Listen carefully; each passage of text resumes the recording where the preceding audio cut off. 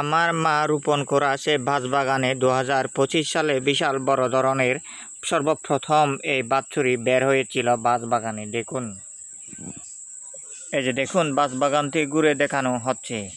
নীল রঙের বাঁশবাগানটি কি অসাধারণ দেখুন। সেখানে ধীরে ধীরে অগ্রসর হতে দেখতে পাচ্ছেন বাঁশফরল।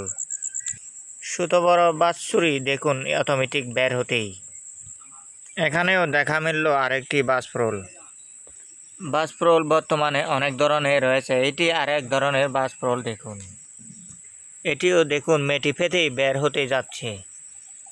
পাহাড়ের নানান দৃশ্যতে বের হয়ে যায় অটোমেটিক বাঁশফরল। এই যে দেখুন, আর এটি এক ধরনের।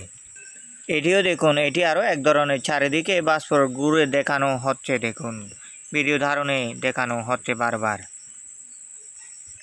হলুদ সিদ্ধ করা সেই টাঙ্গির উপরে দেখুন অটোমেটিক আরও নানান ধরনের উপকরণ শুরু হচ্ছে দেখুন। আলু শাক,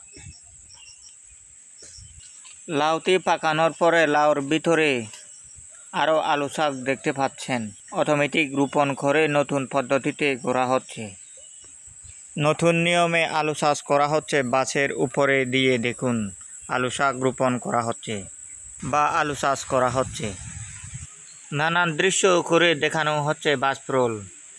সার প্রয়োগ করে নতুন পদ্ধতি আলু দেখুন উত্তোলন করতে। জুম চাষের উপর নির্ভর নয় বর্তমানে।